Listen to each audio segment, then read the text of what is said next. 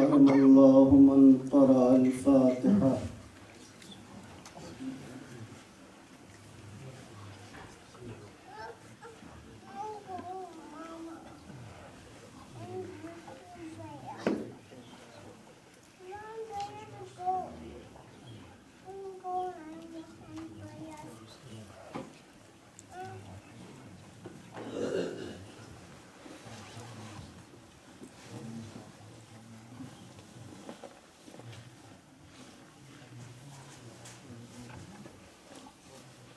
لا حول ولا قوة إلا بالله العلي العظيم. أعوذ بالله من الشيطان اللعين الرجيم. بسم الله الرحمن الرحيم. الحمد لله والحمد حقه كما يستحقه حمدا كثيرا، وأعوذ به من شر نفسي إن النفس لأمارة بالسوء إلا ما رحم ربي، وأعوذ به من شر الشيطان الذي يزيدني ذنبا إلى ذنبي، وأحترز من كل جبار فاجر وسلطان جائر وعدو قاهر. اللهم اجعلني من جندك فإن جندك هم المفلحون، واجعلني من حزبك فإن حزبك هم الغالبون، واجعلني من أوليائك فإن أولياءك لا خوف عليهم ولا هم يحزنون. ثم الصلاة والسلام على نبي الرحمة وشفيع الأمة صاحب الوقار والسكينة المدفون بأرض المدينة، الرسول المسدد والمصطفى الأمجد والمحمود الأحمد، مولانا بالقاسم محمد.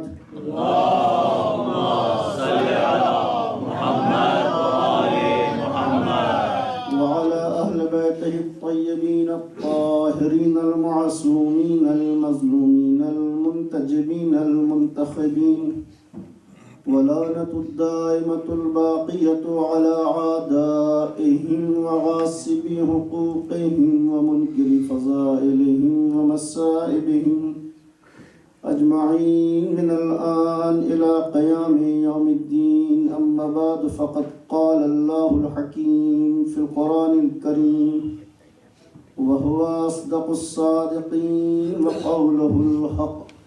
بسم الله الرحمن الرحيم. أولئك على هدى من ربهم وأولئك هم المفلحون. صلوات الله. اللهم صل على محمد وآل محمد. قبل اس کے سلسلہ بحث کا آغاز کیا جائے، یہ کہنا ضروری سمجھتا ہوں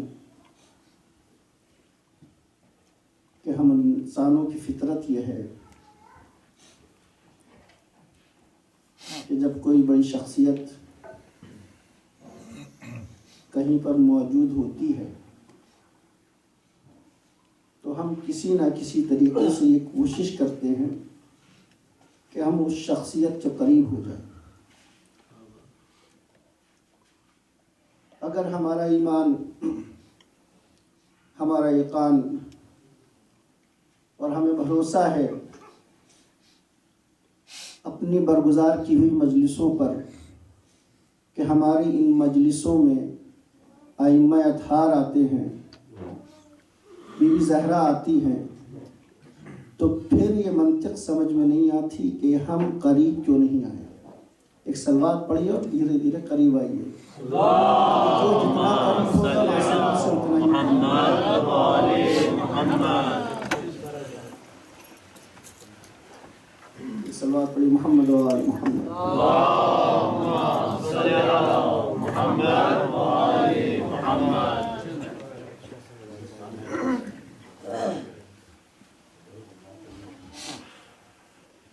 آج سال کا پہلا دن قمری اعتبار سے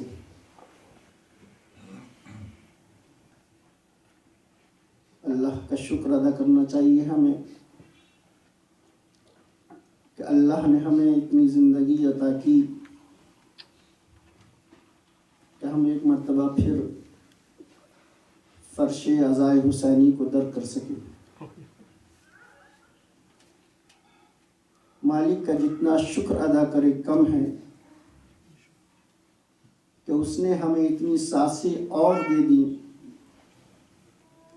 کہ ہم اس فرش عزا پر آ سکیں.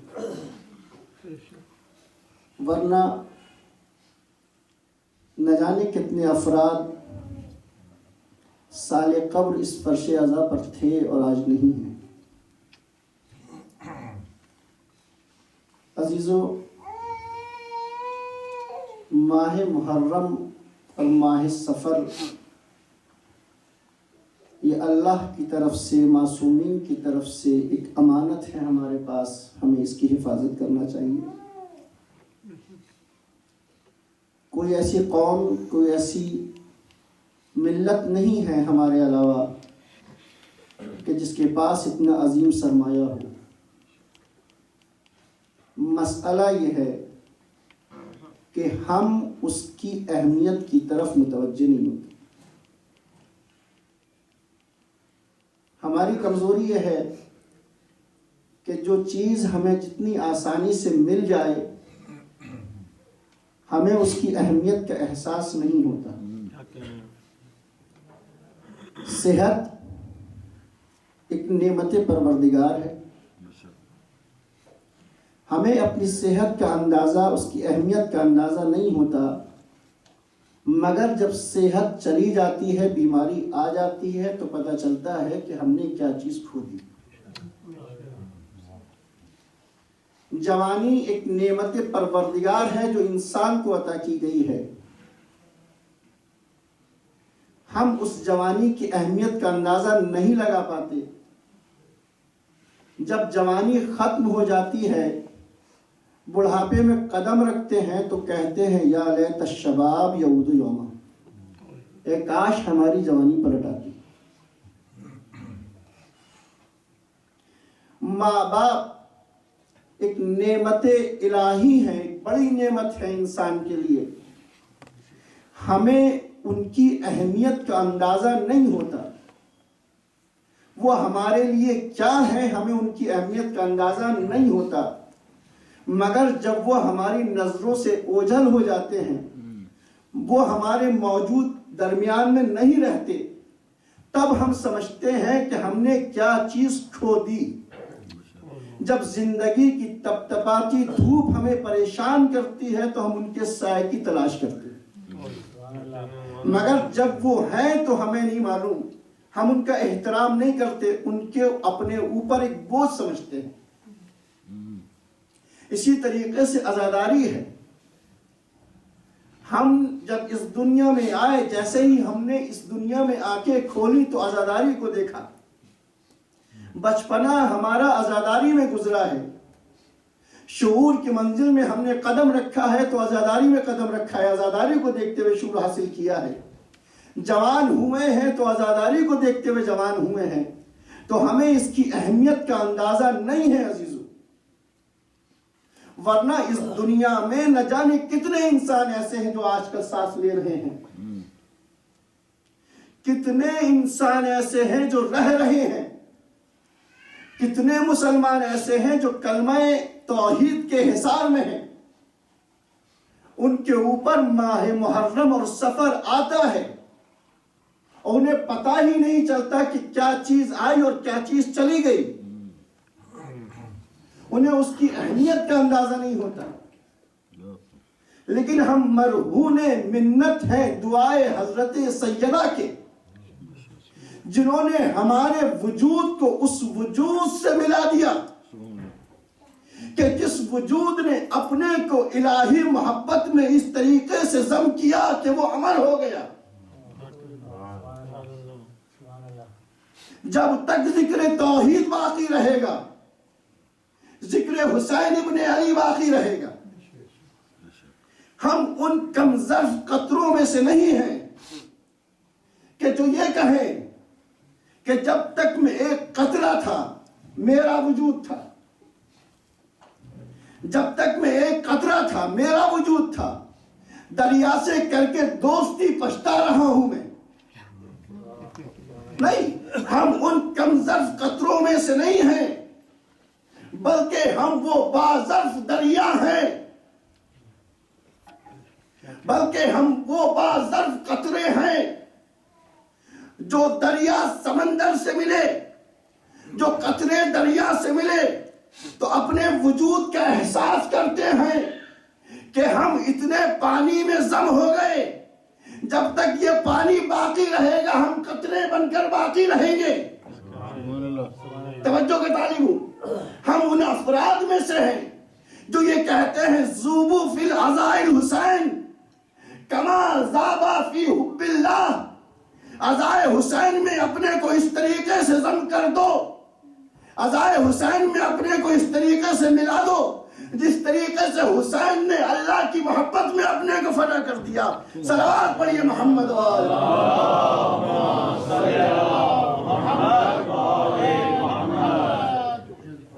عزیزو، عزائے حسین کی اہمیت کو پہچانیں، درک کریں.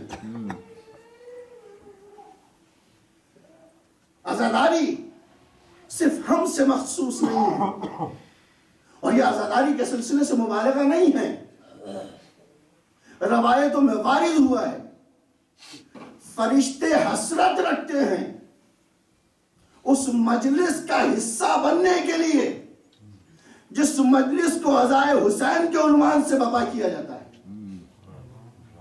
یہ ہے حسین ابن علی کی عزا کی اہمیت. تو ہمیں اس عزا کی حفاظت کرنا ہے. عزا کی حفاظت، اس کے کچھ طریقے ہیں عزیزان گرامی. ہمیں اپنے کردار سے ثابت کرنا ہے کہ ہم حسینی ہیں. ہم نہ بولیں، ہمارا کردار بڑھ کے بولے کہ ہم حسینی ہیں. مجلس کا مطلب یہ نہیں ہے کہ ہم آئیں اور آ کر کے بیٹھ جائیں اور فقط سن لیں اور سنا دیں. نہیں، اپنے اندر تبدیلی لائیں، اور اس طریقے سے تبدیلی لائیں کہ کسی غریب کو نقصان نہ پہنچائے، کسی پڑوسی کو اذیت نہ دیں. یہ عزائے حسینی کے تقاضے ہیں. ہمارے وجود سے اگر کسی کو تکلیف پہنچ رہی ہے تو اس کا مطلب یہ ہے کہ زبان پر حسین کا نام ہے، کردار حسینی نہیں ہے. اس لیے کہ حسین وہ ذات ہے کہ جنہوں نے خود کو تکلیف دی ہے، اپنے اوپر محسوس کی ہے، مگر کسی دوسرے کو تکلیف کا احساس نہیں ہونے دیا. عزائے حسینی کو پہچانے، حفاظت کریں. عزیزان گرامی، یہ میرا موضوع نہیں تھا، مگر میں نے یہ چاہا کہ چند جملے عزائے حسینی کے حوالے سے کہوں. اپنے اصل موضوع کا آغاز میں وہیں سے کروں گا جہاں سے میں نے کل چھوڑا تھا. بات ہماری یہاں تک پہنچی تھی کہ اللہ تعالیٰ نے ہر چیز کو انسان کی خدمت کے لیے پیدا کیا اور انسان کو اپنی عبادت کے لیے پیدا کیا.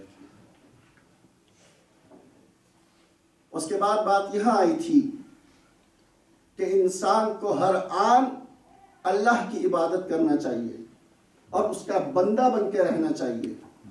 اس کا بندہ بن کے رہنے میں اس کو کمال ہے، اس کی کامیابی ہے. اور آج یہاں سے شروع کر رہا ہوں کہ جب ہم نے اس بات کو قبول کر لیا کہ ہم اللہ کے بندے ہیں، ہمیں اس کی عبادت کرنا چاہیے. تو اب یہ سوال پیدا ہوتا ہے خصائل عبادت کیا ہے؟ عبادت کی خصوصیتیں کیا ہونی چاہیے؟ عزیزان کرام، سب سے پہلی خصوصیت وہ یہ ہے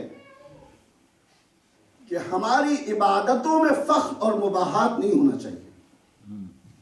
غرور اور تکبر ہماری عبادتوں میں نہیں ہونا چاہیے. اگر غرور اور تکبر ہماری عبادتوں میں ہے تو اللہ تعالیٰ کے نزدیک وہ عبادتیں قبول نہیں ہوتی، وہ قابل قبول عبادت نہیں ہوتی. اور کبھی کبھی تو ایسا ہوتا ہے کہ نہ عبادت قبول ہوتی ہے نہ وہ بندہ قبول ہوتا ہے جو تکبر کرتا ہے. اللہ نے جب یہ فیصلہ کیا کہ مجھے آدم کا پتلا بنانا ہے تو فرشتوں سے کہا کہ اے میرے فرشتوں، یہ پتلا میں نے بنا کے تیار کیا ہے، جیسے ہی میں روح اپنی اس پتلے میں پھونکوں تم سب کے سب سجدے میں گر جانا. اور جیسے تاریخ بتاتی ہے جیسے ہی روح پھونکی سب کے سب ملائکہ سجدے میں گر گئے الا ابلیس. ابلیس نے سجدہ نہیں کیا. اللہ نے پوچھا ابلیس تو نے سجدہ کیوں نہیں کیا؟ میری بات کیوں نہیں مانی؟ ام کنت من العالین، کیا تو عالین میں سے ہو گیا تھا؟ کیا تو عالین میں سے ہو گیا تھا؟ یہاں پر بات کو روک رہا ہوں اپنی. آپ کو رسول اللہ کی ایک حدیث یاد دلاتا ہوں. رسول اللہ نے فرمایا اللہ نے سب سے پہلے میرے نور کو خلق کیا. اول ما خلق اللہ نوری، اللہ نے سب سے پہلے میرے نور کو خلق کیا. اور اس کے بعد ارشاد فرمایا انا و علی من نور واحد، میں اور علی ایک ہی نور کے دو ٹکڑے ہیں. سب سے پہلے کیا چیز خلق ہوئی؟ نور نبی. اس کے بعد کیا بتایا کہ ہم اور علی ایک ہی نور کے دو ٹکڑے. نبی نے اس نور کا حصہ کہ جو نبی ہیں انہوں نے کیا فرمایا کہ ہمارا اول بھی محمد ہے. ایک نتیجے کی طرف لے کے جا رہا ہوں. ہمارا اوسط بھی محمد ہے، ہمارا آخر بھی محمد ہے، ہم کل کے کل محمد ہیں. نور کے دو ٹکڑے.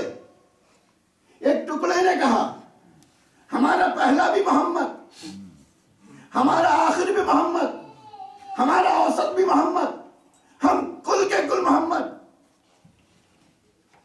تو اگر علی اور نبی ایک ہی نور کے دو ٹکڑے ہیں تو پھر وہ حصہ جو امامت سے مخصوص ہے اس نے بھی کچھ ایسا کہا ہے یا نہیں کہا؟ نبی نے تو یہ کہہ دیا کہ میرا پہلا محمد، میرا اوسط محمد، میرا آخر محمد، ہم کل کے کل محمد. مگر وہ حصہ جو علی کے حصے میں آیا اس نے ایسی کوئی بات کہی ہے کہ نہیں کہی؟ سجدہ نہیں کیا. اللہ نے پوچھا ام کنت من العالین، کیا تو عالین میں سے ہے؟ اس کا کیا مطلب ہوا؟ اہل لغت کہتے ہیں کہ عالین ہے علی کی جمع، عالین ہے علی کی جمع. اب اللہ نے شیطان سے کہا ام کنت من العالین، کیا تو علیوں میں سے ہے؟ اب وہاں صرف دو نور نہ تھے، چند نور تھے، بلکہ یوں کہوں کہ 14 نور تھے. اب کہنے دیجئے کہ جب یہ آسمانوں پر رہیں تو سب کے سب علی، زمین پہ آئے تو سب کے سب محمد. صلوات پڑھیے محمد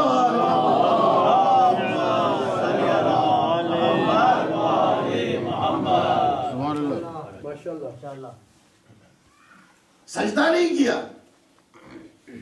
کیوں سجدہ نہیں کیا؟ مالک خلقتنی من نار وَخَلَقْتَهُ مِنْ طِينٍ، مجھے تو نے آگ سے بنایا، اسے تو نے مٹی سے بنایا۔ مٹی مفضول ہے، آگ افضل ہے۔ خلقت آدم پہ غور کریں، اللہ نے جب آدم کا پتلا بنایا تو 4 مٹیریل لیے، ایک آگ، ایک ہوا، ایک مٹی اور ایک پانی۔ پانی سے بنا آدم کا پتلا، مٹی سے بنا آدم کا پتلا،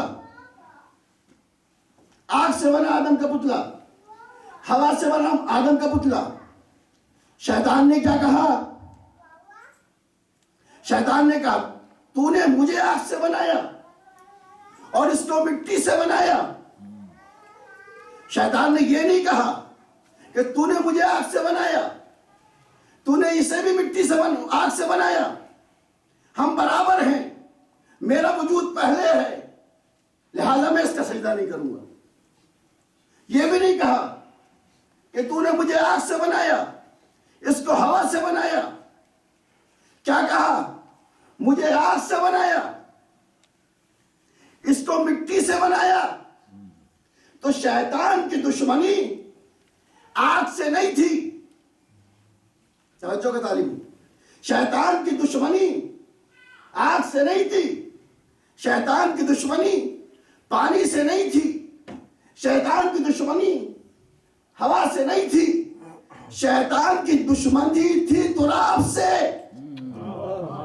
توجہ کا طالب، کسی چیز سے شیطان کی دشمنی نہیں، شیطان کی دشمنی تھی تراب سے۔ بس جیسے ہی اللہ کو پتا چلا کہ اس نے تراب سے دشمنی کی، کہ فخرج انک رجیم، نکل جا تو رجیم ہے۔ ایک جملہ کہنے کی طبیعت کر رہی ہے، جنت سے شیطان نکالا گیا تراب کی وجہ سے۔ تو جب تراب کی دشمنی ان شیطان کو جنت سے نکال سکتی ہے تو اب تراب کی دشمنی انسان کو جنت میں کیسے پہنچا سکتی ہے؟ صلوات پڑھیے محمد و آل محمد۔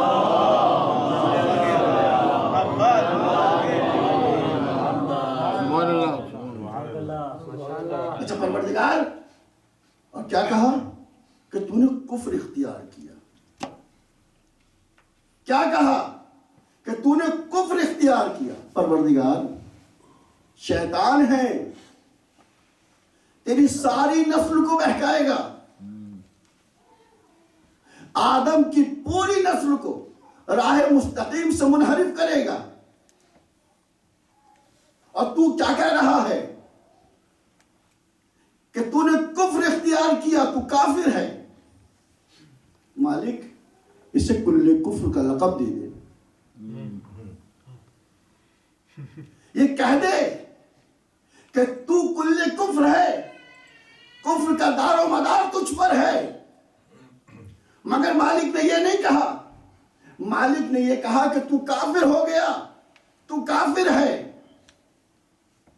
تو شاید مالک آواز دے، جو میں دیکھ رہا ہوں وہ تم نہیں دیکھ رہے ہو۔ یہ تراب کے مقابلے میں آیا تو کافر، یہ تراب کے مقابلے میں آیا تو کافر، اور کوئی ابو تراب کے مقابلے میں آئے گا تو کل کفر۔ صلوات پڑھیے محمد و آل محمد۔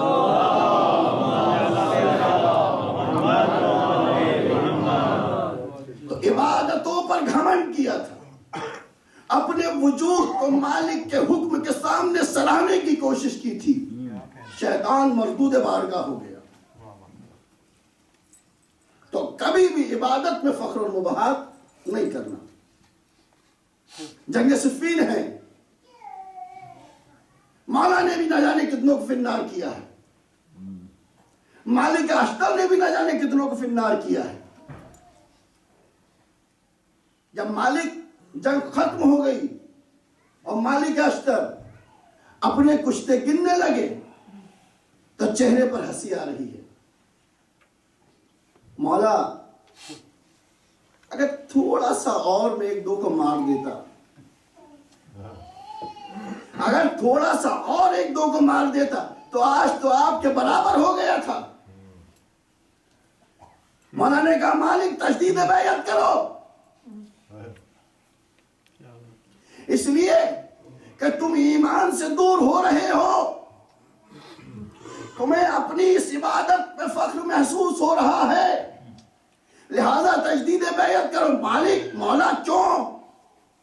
کہا اس لیے کہ جب تم نے مارا تو تم نے گنتی دیکھ کے مارا، اور میں نے مارا تو نسلوں کو دیکھ کے مارا، جس کی نسل میں 40 نسلوں تک کوئی مومن تھا، میری تلوار آئی تو مگر چلی نہیں۔ صلوات پڑھیے محمد۔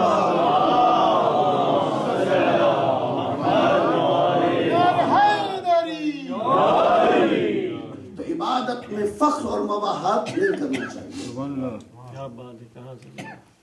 ایمان ڈاماڈول ہو جاتا ہے، عبادتیں رکھی کی رکھی رہ جاتی ہیں اگر انسان عبادت میں فخر اور مباحات سے کام لے۔ جناب موسیٰ کا دور ہے، ایک پہاڑی کے قریب سے جناب موسیٰ گزر رہے ہیں، ایک شخص کو مصروف عبادت پایا، موسیٰ جیسا نبی، اس کے دل میں ایک خواہش پیدا ہوئی کہ جو اتنی عبادتیں کر رہا ہے میں جا کر کے دیکھوں، اس سے ملوں، اس سے حال پوچھوں۔ پہنچے موسیٰ، سلام کیا، عابد نے بے رخی سے سلام کا جواب دیا، پوچھا تم کون ہو؟ موسیٰ نے کہا میں موسیٰ ہوں۔ کہا اچھا تم ہی اللہ کے نبی ہو؟ کیسا عابد تھا کہ نبی کو نہیں پہچانتا اپنے زمانے کے۔ کہا تم ہی اللہ کے نبی ہو؟ کہا ہاں میں اللہ کا نبی ہوں۔ کہا تو پھر میرے ایک کام کر دو۔ کہا بتاؤ کون سا کام؟ کہا دیکھو میری ایج 100 سال سے اوپر ہو گئی اور مجھے عبادت کرتے ہوئے 100 سال ہو گئے، مسلسل ایک ہی طرح سے میں عبادت پروردگار انجام دیتا چلا آ رہا ہوں۔ اب ذرا اللہ سے پوچھ لو کہ جنت میں میرا مقام کیا ہے، اللہ مجھے میری اس عبادت کا صلہ کیا دینے والا ہے۔ موسیٰ نے کہا ٹھیک ہے میں پوچھ لوں گا۔ آئے موسیٰ پہاڑی کے اوپر، اللہ سے کہا پروردگار تیرا عابد اپنی عبادتوں کا صلہ چاہتا ہے، وہ معلوم کرنا چاہتا ہے کہ عبادتوں کا صلہ کیا ہے۔ کہا موسیٰ اس سے کہو کہ ہم اس کا جواب کل دیں گے۔ موسیٰ آئے، اس عابد سے کہا تمہیں کل جواب مل جائے گا۔ اس نے کہا ٹھیک ہے جیسے آج ویسا کل معلوم ہو جائے گا۔ اس عابد کا ایک دستور یہ تھا، قانون یہ تھا، طریقہ یہ تھا کہ جب بھی صبح میں اٹھا کرتا تھا، اپنے گھر سے دور ایک دریا تھا، وہاں سے پانی لاتا تھا، وہاں سے غسل کیا کرتا تھا، اور وہ پانی اس کا پورے دن چلا کرتا تھا، اور اس پانی کے سہارے زندہ رہتا تھا۔ حسب دستور وہ صبح میں اٹھا، صبح صادق پانی لینے کی غرض سے سوچ رہا ہے کہ آج مجھے اپنی عبادتوں کا صلہ معلوم ہو جائے گا۔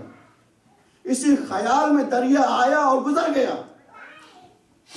خود ایسے راستے پر چلنے لگا جس کی کوئی انتہا نہیں، راستہ بھٹک گیا۔ اب جو دیکھا تو نہ دریا ہے نہ وہ جگہ جہاں پر وہ تھا، پریشان ہو گیا، راستہ معلوم کرے تو کس سے معلوم کرے۔ ایک جگہ پر تھک ہار کے بیٹھ گیا، توجہ کا طالب ہے، ایک جگہ پر تھک ہار کے بیٹھ گیا، اور اس کے بعد جب اس کو پیاس کی شدت کا احساس ہونے لگا تو دعا کرنے لگا مالک پانی چاہیے، مگر وہاں تو کوئی نہیں جو اس کو پانی پلا دے۔ جب اس کو اپنی موت کا یقین ہو گیا تو اپنی سانسیں گننے لگا کہ آج تو شدت عطش مجھے مار ہی ڈالے گی۔ اب یہ سوچ ہی رہا تھا کہ دیکھا ایک شخص ہے جو چلا آ رہا ہے. بولنے کی طاقت نہیں تھی, اشارے سے بلایا. وہ شخص آیا, کہا مجھے پانی پلا دو. کہا میرے پاس پانی نہیں ہے, اور میرے پاس پانی اتنا ہی ہے کہ اس بیابان میں صرف اپنی پیاس بجھا سکتا ہوں. کہا دیکھو میری جان جا رہی ہے, میری زندگی بچانے کے لیے مجھے پانی دے دو. کہا ٹھیک ہے میں اپنے حصے سے پانی دے دوں گا, مگر بتاؤ تم مجھے کیا اجرت دو گے؟ اس نے کہا میرے پاس کچھ بھی نہیں ہے. کہا ایسے پانی نہیں ملے گا. اچھا ایک بات ہے, تم سے معاہدہ کرتا ہوں. کہا کیسے معاہدہ؟ میں نے 100 سال عبادتیں کی ہیں, بس وہی ہے میرے پاس. کہا ٹھیک ہے تم مجھے اپنی عبادتوں کا صلہ دے دو, میں تمہیں 1 گلاس پانی دے دوں گا.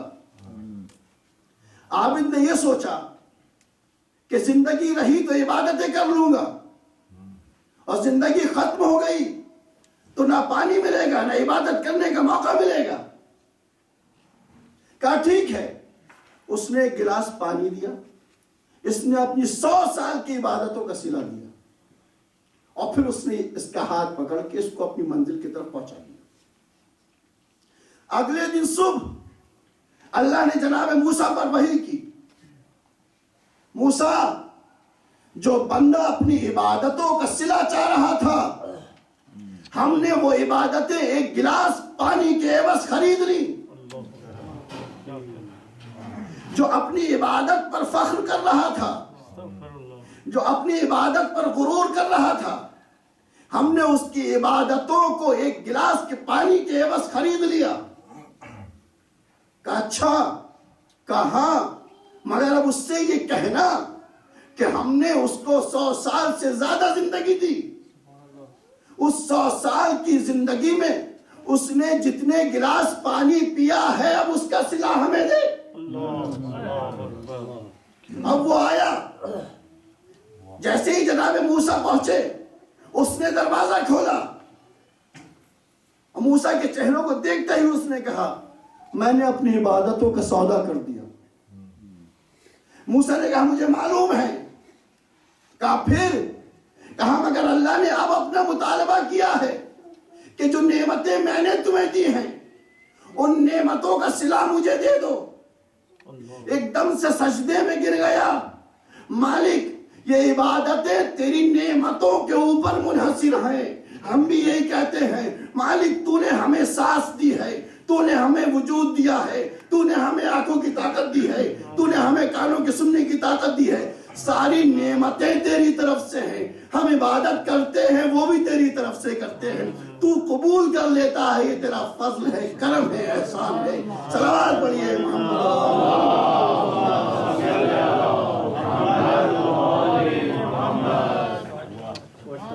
تو عبادتوں میں فخر اور مباحات انسان کو نہیں کرنا چاہیے. اور عزیزان گرامی ایک عبادت کی خصلت اور پھر اپنے مسائل. ایک خصلت عبادت کی ہے کہ فخر اور مباحات, غرور و تکبر نہ کریں. اور دوسری یہ کہ اگر ہمیں یہ احساس ہو گیا ہے کہ ہم نے اللہ کی بارگاہ میں گناہ کیا ہے تو توبہ اور استغفار کریں. نا امید نہیں ہونا چاہیے. عبادت کا لازمہ معصوم فرماتے ہیں وہ نمازیں, وہ روزے یا وہ اچھے کام جو اللہ کے لیے انجام دیے جائیں اور اس میں دعا نہ ہو, اس میں امید نہ پائی جاتی ہو, تو اللہ ایسی عبادتوں کو قبول نہیں کرتا. رسول اللہ کا زمانہ ہے, معاذ بن جبل مسجد نبی میں نبی ہیں, اپنے ساتھیوں کے ساتھ مسجد میں داخل ہوئے روتے ہوئے. رو رہا ہے نبی کا صحابی. ایک دم سے نبی پریشان ہوئے, معاذ کیوں رو رہے ہو؟ کہا آقا مسجد کے دروازے پر ایک جوان ہے جو بہت رو رہا ہے, اس کو دیکھ کر مجھے رونا آیا لہذا رو رہا ہوں. کہا اچھا اس جوان کو بلاؤ. وہ جوان آیا. کہا کیا ہوا؟ کہا میں نے گناہ کیا ہے. کہا تو توبہ کر لو. کہا میرے ایسا گناہ ہے کہ توبہ نہیں ہو سکتی. کہا شرک کیا ہے؟ کہا نہیں میں نے شرک نہیں کیا. کہا کیا کیا ہے تم نے؟ کہا بہت عظیم گناہ کیا ہے، وہ میرا گناہ معاف نہیں ہو سکتا.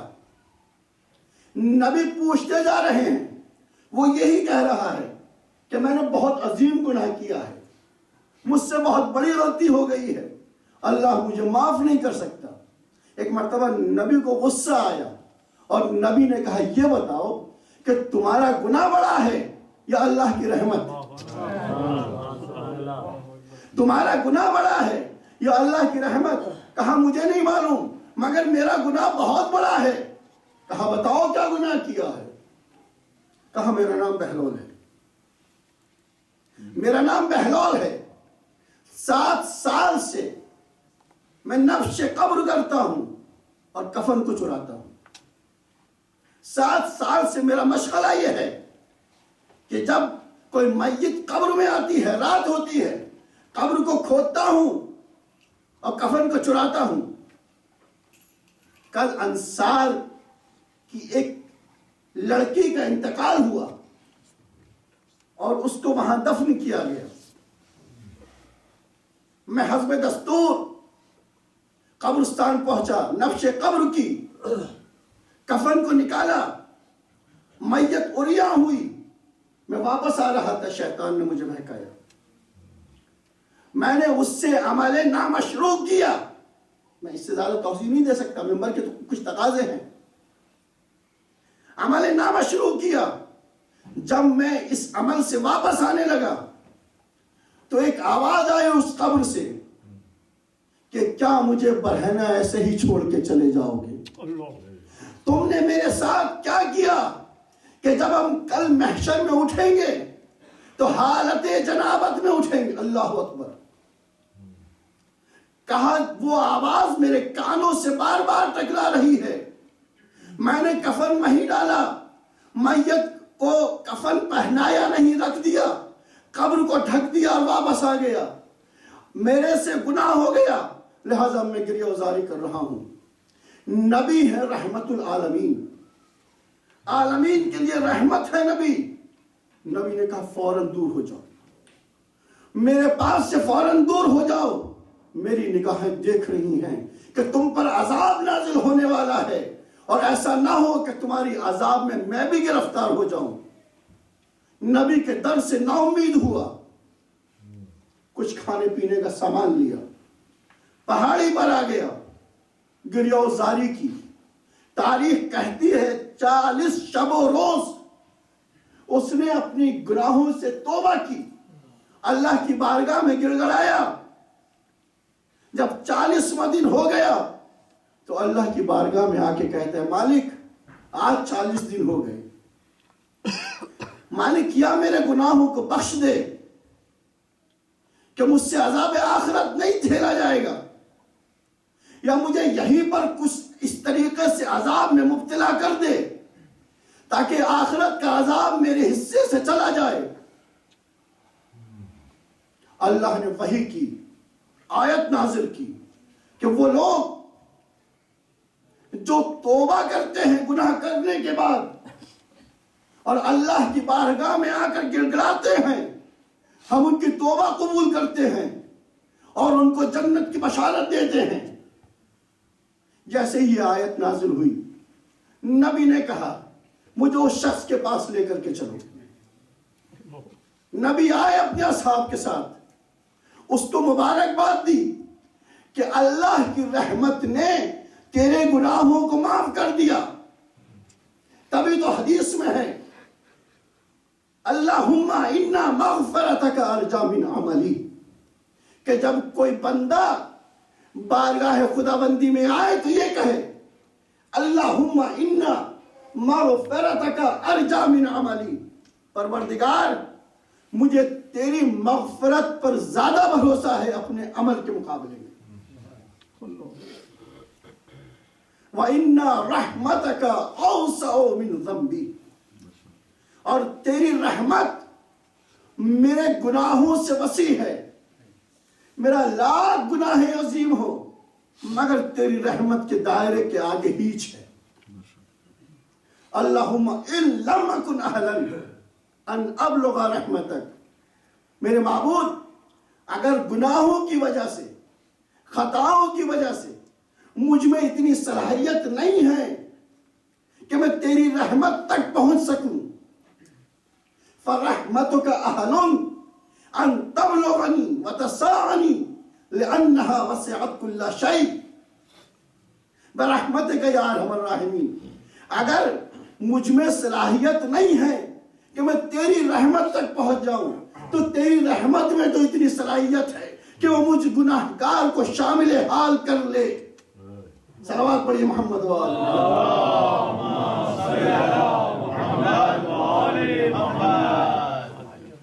نعرہ صلوات.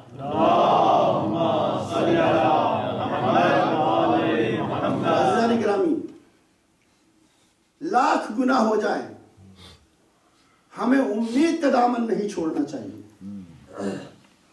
تاریخ میں بہت سی ایسی شخصیتیں گزری ہیں کہ جنہوں نے بہت بڑا گناہ کیا ہے مگر انہوں نے امید کا دامن نہیں چھوڑا. عزیزان گرامی، آج پہلی محرم ہے.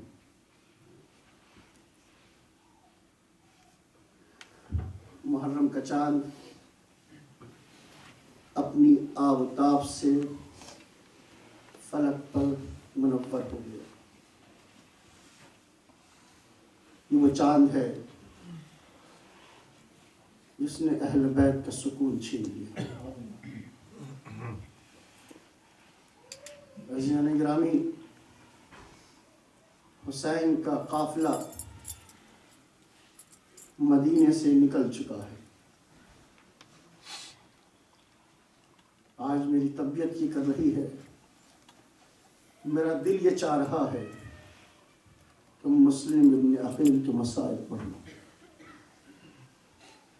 کون مسلم؟ مقدمہ کربلا ہے مسلم، دیباچہ کربلا ہے مسلم، مطلع کربلا ہے مسلم. جب کسی کتاب کا مقدمہ لکھا جاتا ہے تو لکھنے والا اس بات کو مد نظر رکھتا ہے کہ مقدمہ اس طریقے سے لکھے کہ وہ پوری کتاب کا آئینہ بردار ہو. اگر کسی کو اتنی فرصت نہ ملے کہ وہ پوری کتاب پڑھے تو صرف مقدمہ پڑھ کے اندازہ لگا لے کہ کتاب میں کیا لکھا ہے. عزیزان گرامی، مقدمہ کربلا ہے مسلم ابن عقیل. نہ جانے کتنی مبارک گھڑی میں ایک باپ نے اپنے بچے کا نام مسلم رکھا تھا کہ جو سراپا تسلیم امامت رہا. کوفے سے بار بار خط آ رہے ہیں. جب خطوں کی تعداد کافی بڑھ گئی تو مسلم کا انتخاب کرتے ہوئے امام حسین نے ایک خط لکھا اور اس خط میں لکھا: قد بعثت علیکم اخی وابن عمی وثقتی من اہل بیتی مسلم ابن عقیل. میں تمہاری طرف بھیج رہا ہوں اپنے بھائی کو، اپنے چچا کے بیٹے کو، اپنے اہل بیت میں موثق ترین فرد کو، یعنی مسلم ابن عقیل کو. بہت کمال ہوتا ہے. اہل بیت کا گھرانہ وہ ہے جہاں پر کسی کو کوئی ٹائٹل اگر دیا جاتا ہے تو یوں ہی ٹائٹل نہیں دیا جاتا. یہاں اگر کسی کو کوئی لقب دیا جاتا ہے تو اس کے پیچھے کوئی نہ کوئی ریزن ہوتا ہے. یہاں اگر کسی کے لیے کوئی جملہ کہا جاتا ہے تو اس کے پیچھے کوئی نہ کوئی ریزن ہوتا ہے. عزیزو، قد بعثت علیکم اخی وابن عمی. چچا زاد کو بعد میں لائے ہیں، پہلے کا میرا بھائی ہے مسلم. وثقتی، اور میرا بھروسے مند ہے مسلم. مسلم اس طریقے سے بھروسے مند تھے کہ جب امام نے کہا مسلم جاؤ کوفہ جاؤ اور میرے سفیر بن کے جاؤ، تو تاریخ بتاتی ہے کہ مسلم نے کچھ بھی نہیں کہا، سر کو جھکا لیا، سلمنا، مجھے منظور ہے مولا، میں آپ کا سفیر حسینی بننے پر مفتخر ہوں۔ سفیر حسینی بن کر آئے کوفے میں۔ تاریخیں الگ الگ ہیں، بعض تاریخیں یہ ہیں کہ سفیر حسینی مسلم جو چلے ہیں وہ مدینے سے چلے ہیں، اور بعض تاریخیں یہ کہتی ہیں کہ مکے سے امام حسین نے مسلم کو کوفے کی طرف بھیجا ہے۔ کوفے میں آئے، جیسے ہی کوفے والوں کو پتہ چلا کہ مسلم ابن عقیل آئے ہیں، خوشی کا ٹھکانہ نہیں ہے۔ تاریخ کہتی ہے 40,000 لوگوں نے، بعض تاریخ کہتی ہے 30,000 لوگوں نے، اور بعض تاریخ کا یہ بیان ہے کہ 18,000 لوگوں نے جناب مسلم کے ہاتھ پر بیعت کی اور اپنے امام کے آنے کے منتظر ہو گئے۔ امام کا یہ سفیر کوفے کے ان حالات کو لکھ کر کے امام کی طرف بھیج دیتا ہے، مولا آج کے حالات کوفے کے یہ ہیں کہ پورا کوفہ آپ کا منتظر ہے، کل کے حالات کیا ہوں گے آپ مجھ سے بہتر جانتے ہیں۔ اور پھر تاریخ کہتی ہے کہ ابن زاد کوفے میں وارد ہوا اور حسینی بھیس میں وارد ہوا، حسینی انداز میں وارد ہوا۔ لوگوں نے مولا کے استقبال میں نغمے گائے، لوگوں نے مولا کے استقبال میں نعرے لگائے۔ جب وہ مسجد میں پہنچا اور اس نے اپنا گھاٹا ہٹایا ہے اور اس کے بعد ایک خطبہ دیا کہ کیوں حسین ابن علی کے پیچھے پڑے ہوئے ہو، اس کے پاس نہ دنیا ہے نہ دین ہے۔ اور اس کے بعد محل میں آتا ہے، دارالعمارہ میں آتا ہے، وہ افراد جنہوں نے نعرے لگائے تھے، وہ افراد جنہوں نے نغمے گائے تھے، ان کے خلاف ایک نامہ لکھتا ہے، اعلان کرتا ہے، حکم صادر کرتا ہے کہ ان کو گرفتار کر لو یا ان کو مار دو یا ان کے اہم افراد کو فوراً طلب کرو۔ لہٰذا جتنے بھی قبیلے والے تھے ان کے سرداروں کو بلایا گیا اور انہیں لالچ دی گئی، بعض افراد لالچ میں آ گئے، اور عالم یہ ہوا کہ وہ افراد، وہ مجمع جو 18,000 کا، کم سے کم 18,000 کا مجمع تھا، جب مسلم ابن عقیل نے 7 ذی الحجہ کو نماز پڑھائی ہے تو کل افراد کی تعداد 30 تھی۔ مغرب اور عشاء کی نماز کے بعد جب مسلم نے دیکھا تو افراد کی تعداد 10 ہے، اور جب مسجد سے نکلے ہیں مسلم تو دیکھتے ہیں کہ کوئی نہیں۔ کوفے میں ہولناک ماحول ہے کہ غریب الوطن جائے تو کہاں جائے۔ کوفے والوں نے ساتھ چھوڑ دیا ہے۔ مسلم مختار کے گھر سے نکل کے ہانی کے گھر میں آئے تھے، ہانی کو گرفتار کر لیا گیا تو ہانی کے گھر سے نکل چکے ہیں مسلم۔ اب ایک غریب الوطن جائے تو کہاں جائے۔ پوری رات، تاریخ کہتی ہے پوری رات مسلم کوفے کی گھڑیوں میں بھٹکتے رہے۔ جب پیاس کی شدت بڑھی تو ایک چبوترے پر آ کر کے مسلم بیٹھ گیا۔ کچھ دیر گزری تھی کہ ایک معظمہ نے دروازہ کھولا، دیکھا ایک اجنبی بیٹھا ہوا ہے۔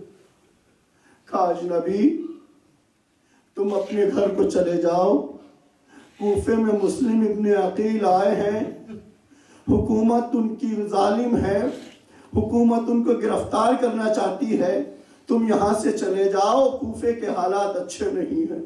مسلم نے اپنے سر کو جھکایا، معظمہ پانی ملے گا، معظمہ پانی ملے گا، ہاں پانی پی لو۔ معظمہ نے پانی دیا، وہ گھر کے اندر چلی گئی، مسلم نے پانی پیا اور پھر وہیں بیٹھ گئے۔ کچھ دیر کے بعد معظمہ دوبارہ آئی، اب جو دوبارہ مسلم کو بیٹھے دیکھا تو لہجہ بدل گیا۔ مسلم کو بیٹھے دیکھ کر کے لہجہ بدلا، کہنے لگی اے اجنبی تو جانتا ہے میں کون ہوں، میں ایک بیوہ ہوں، کسی جوان مرد کا کسی بیوہ کے دروازے پر بیٹھنا، وہ بھی اتنی رات کو بیٹھنا کچھ اچھا نہیں لگتا۔ اے جوان چلا جا، تیرا اپنا گھر ہوگا، بچے انتظار کر رہے ہوں گے۔ مسلم جواب دے تو کیا جواب دے؟ ایک مرتبہ مسلم نے کہا معظمہ، جو غریب الوطن ہو، جس کا کوئی گھر نہ ہو، وہ کہاں جائے؟ کہا تو کہاں سے آیا ہے؟ کہا میں مدینے سے آیا ہوں۔ کہا تیرا نام کیا ہے؟ کہا میرا نام مسلم ابن عقیل ہے۔ جیسے ہی مسلم کا نام لیا، ایک مرتبہ طوع نے ہاتھوں کو جوڑا، آقا خطا معاف کرنا، آقا یہ گھر آپ کا ہے، آقا اندر آ جائیے۔ مسلم اندر آ گئے، ایک حجرہ معین کیا، مسلم اس حجرے میں داخل ہو گئے، وضو کے لیے پانی منگایا۔ یہ علی کا بھتیجا ہے، یہ عقیل کا بیٹا ہے، یہ عبادت کی قدر کو جانتا ہے، سمجھ رہا ہے کہ اب آخری وقت آنے والا ہے۔ مصلی عبادت پہ آتے ہیں، مسلم نماز پڑھتے ہیں، نماز پڑھتے پڑھتے اللہ جانے کب مسلم کو نیند آ گئی۔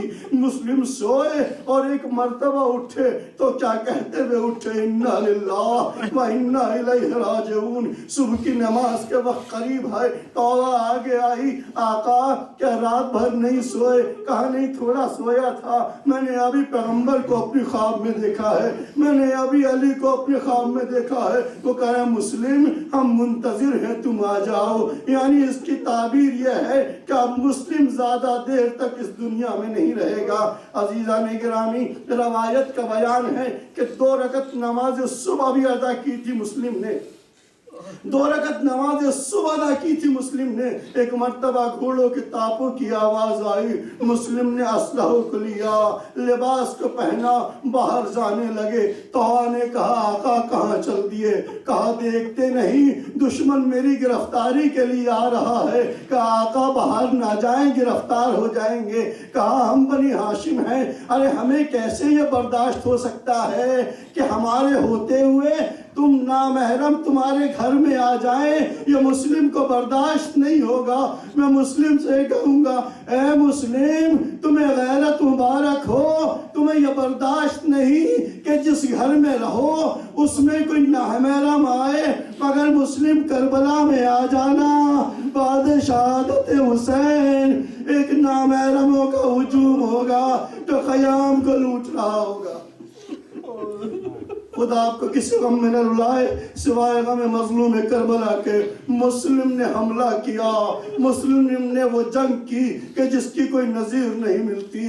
ہمیشہ سے دشمن کا دستور یہ رہا ہے کہ کبھی بنی ہاشم کو انہوں نے جنگ میں فنار نہیں کیا ہے، جنگ میں نہیں مارا ہے، کوئی دھوکہ دیا ہے اس کے ذریعے سے گرفتار کیا ہے۔ مسلم کے ساتھ بھی یہی ہوا، مسلم کو گرفتار کیا گیا، دارالامارہ میں لایا گیا اور اس کے بعد کہا گیا مسلم تم نے اپنے امیر کو سلام نہیں کیا۔ مسلم کہتے ہیں حسین و امیری و نعم الامیر، میرا حسین امیر ہے اور بہت اچھا امیر ہے حسین، میرے علاوہ اس کے علاوہ کوئی امیر میرا نہیں ہے۔ اور ابن زاد نے کہا کہ اگر ایسا نہیں مانو گے، مجھے سلام نہیں کرو گے تو میں تمہیں قتل کر دوں گا، تمہیں مار دوں گا۔ اس نے کہا مارنا ہے تو مار دو۔ اب مرنے کی تیاری ہوئی، قتل کی تیاری ہوتی ہے۔ مسلم کو دارالامارہ کو اوپر سے گرا دیا جاتا ہے۔ جب مسلم گر رہے ہیں تو ایک مرتبہ مکے کی طرف رخ کیا، السلام علیکہ یا ابا عبداللہ۔ ہوا کے دوش پر مسلم کی آواز کو حسین نے سنا، خیمے میں تشریف لائے، حالت پریشان ہے۔ زینب نے کہا بھیا پریشان کیوں ہو؟ کہا حمیدہ کو بلا کے لاؤ، دختر مسلم کو بلا کے لاؤ۔ دختر مسلم کو بلایا گیا، مسلم کی بیٹی آئی، امام نے اپنے پہلو میں مسلم کی بیٹی کو بلایا، کہا زینب ذرا بالیاں لے کر کے آؤ، ذرا بالیاں لے کر کے آؤ۔ زینب بالی لائی، 8-9 سال کی بچی ہے، حسین نے اپنے ہاتھوں سے بالی پہنائی، دستے شفقت رکھا، بنی ہاشم کی بچی ہے، سمجھ گئی۔ کہا آقا آپ اس طریقے سے پیار کر رہے ہیں جیسے کسی یتیمہ کو پیار کیا جاتا ہے، آئیے آپس میں مل کے دعا کریں۔ جب حسین اس یتیمہ کے سر پہ دستے شفقت رکھ رہے تھے تو تو سکینہ نے یہ منظر نہ دیکھا ہو، مگر ہاں عزیز ہو بعد شہادت حسین سکینہ یہ سمجھی کہ ابھی کوئی شامی عورت آئے گی، کوئی بالیاں پہنائے گی، کوئی دست شفقت رکھے گا، مگر ظالم کا تازیانہ تھا، شبر کا تماچا تھا، بچی کے رخسار تھے، بچی بابا بابا صدا کر رہی تھی۔ اے بابا کا یتیموں کے ساتھ ایسا ہی سلوک ہوتا ہے۔ وَسَيَعْلَمُ الَّذِينَ ظَلَمُوا أَيَّ مُنقَلَبٍ يَنقَلِبُونَ إِنَّا لِلَّهِ وَإِنَّا إِلَيْهِ رَاجِعُونَ۔ ماتم حسین۔ یا حسین، یا حسین، یا حسین، یا حسین، یا حسین، یا حسین، یا حسین، یا حسین، یا حسین، یا حسین، یا حسین، یا حسین، یا حسین، یا حسین، یا حسین، یا حسین، یا حسین، یا حسین، یا حسین۔